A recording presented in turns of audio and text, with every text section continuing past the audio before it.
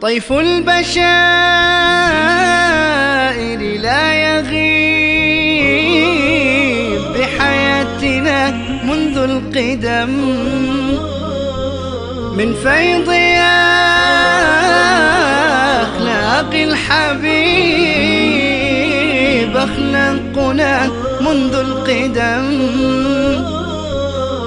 فاحت بها الأنسام الطيب نبع المحامد والكرم، نحو البعيد أو القريب نهدي الفضائل والشيم، نهدي الفضائل والشيم، إحساسها الأزكى قريب للروح من نبه القيم، والشوق باللقيا يطيب.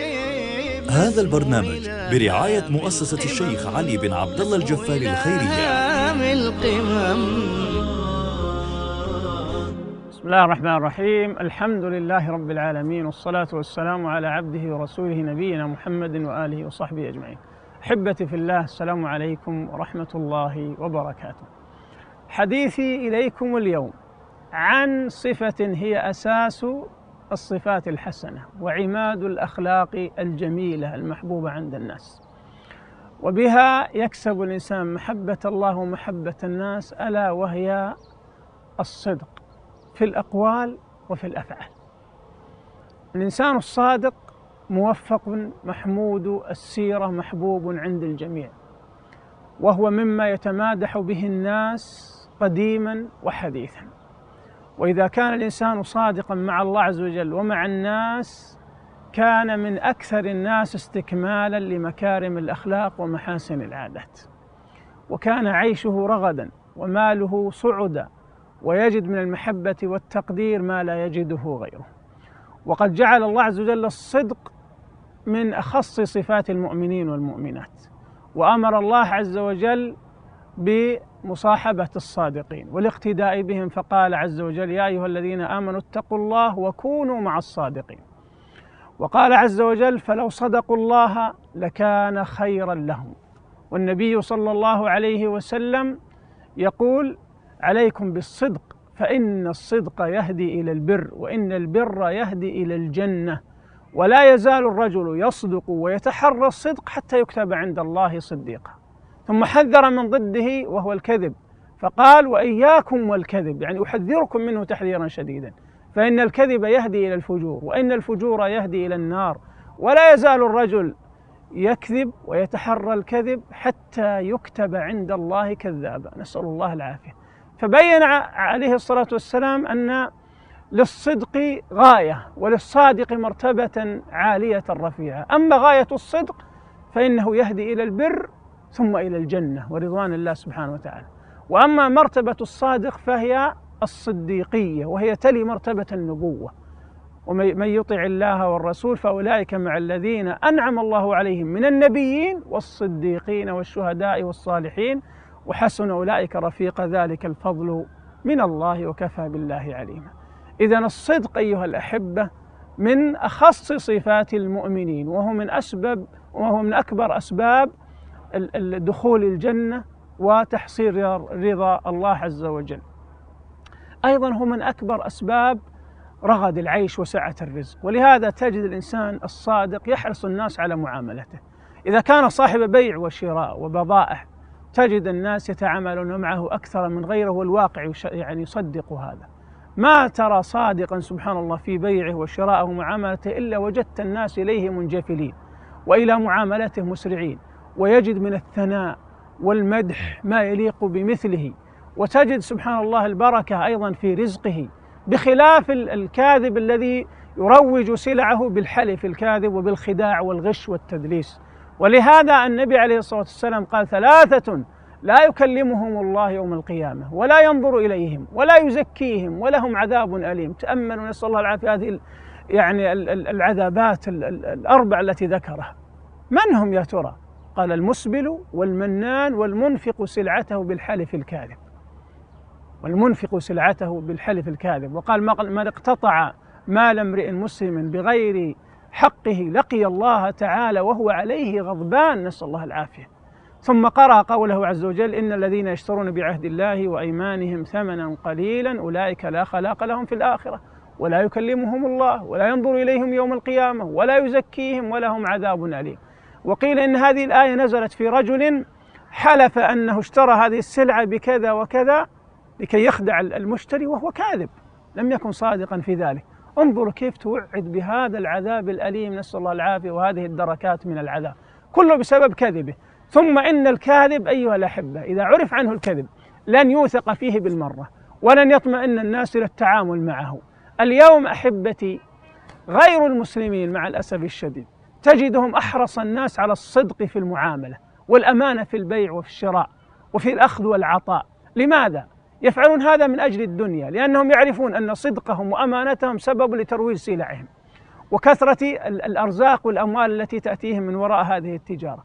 وكثير من المسلمين مع الأسف الشديد يحرمون من الصدق فيخسرون الدنيا والآخرة، لا هم في أمر دين ولا في أمر دنيا، يخسرون زبائنهم وعملاءهم ويكسبون أيضا غضب الله عز وجل وسخطه، فإن الكذب يهدي إلى الفجور وإن الفجور يهدي إلى النار كما سمعنا في الحديث. هل ترضى أيها المسلم أن ينسب إلى دينك أنه دين كذب وغش وتدليس؟ أنت أيها المسلم شئت أم أبيت صورة عن دينك ونموذج له أمام غير المسلمين، وهم يحكمون على دينك من خلال أعمالك وأخلاقك. هل ترضى أن ينسب الشين والعيب إلى دينك وأن ينصرف الناس عنه وينفرون بسبب سوء أخلاقك وكذبك في تعاملك؟ ألا نتقي الله أيها المسلمون؟ غير المسلمين كما ذكرت يحرصون على الصدق ويتعاملون به من أجل الدنيا فقط. لماذا لا تتعامل به أنت فتكسب الدنيا والآخرة ومحبة الله ومحبة الناس جميعا بسبب الصدق والأمان التي من أعظم الأخلاق الفاضلة؟ أهل الجاهلية الأولى أيضا كانوا أحرص الناس على الصدق وهم كفار.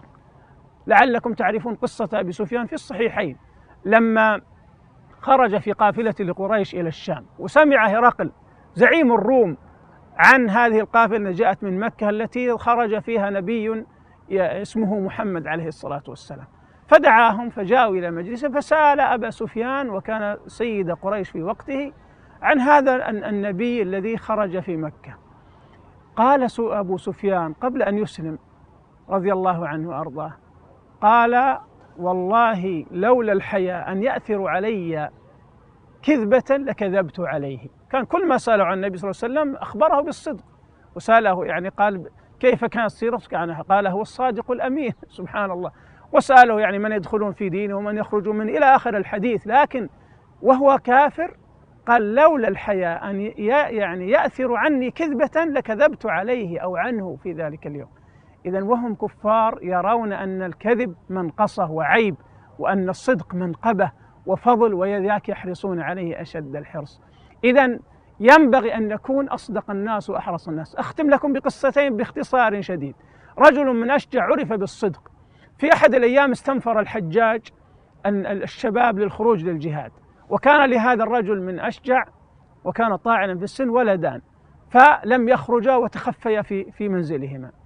ففرح الناس بهذا ليختبروا صدق هذا الرجل المشهور بالصدق والأمانة، فقالوا للحجاج: إن كذب هذا الرجل يوما فسيكذب هذا اليوم لأجل حماية أولاده من القتل.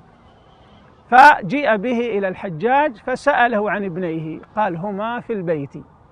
فأكبر ذلك الحجاج منه فأكرمه بجائزة كبيرة وعفى عن ولديه. انظروا عاقبة الصدق، فالصدق منجاه حتى لو كنت تظن أنه يضرك فإنه سينفعك، وحبل الكذب قصير فيعود عليك بالضرر. والقصة الثانية قصة كعب بن مالك رضي الله عنه وصاحبيه في الثلاثة الذين خلفوا في غزوة تبوك في العام التاسع، وهي قصة طويلة جاءت في الصحيحين بألفاظ كثيرة وفيها عبر وعبرات ودروس وعظات عجيبة، لكن الشاهد أنه صدق مع رسول الله صلى الله عليه وسلم، وفعلا جرت عليه تلك المحنة في هجرهم هجرانا عظيما، لكن أنزل الله فيهم آيات تتلى إلى يوم القيامة وتاب الله عليهم توبة نصوحا بسبب صدقهم. أما أولئك المنافقون الذين جاءوا يعتذرون وكذبوا فإن الله لعنهم ومقتهم بسبب كذبهم. فالصدق منجاة وعز وفخر للإنسان في الدنيا وفي الآخرة. أسأل الله أن يجعلنا من الصادقين، وأستودعكم الله الذي لا تضيع ودائعه، والسلام عليكم ورحمة الله وبركاته. طيف البشر.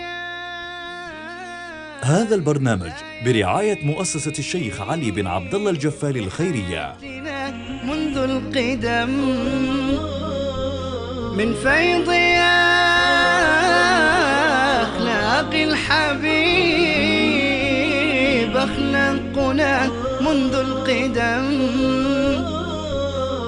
فاحت بها الأنسام الطيب نبع المحامد والكرم، نحو البعيد أو القريب نهدي الفضائل والشيم، نهدي الفضائل والشيم، إحساسها الأزكى قريب للروح من نبه القيم، والشوق باللقيا يطيب نسمو إلى هام القمم، نسمو إلى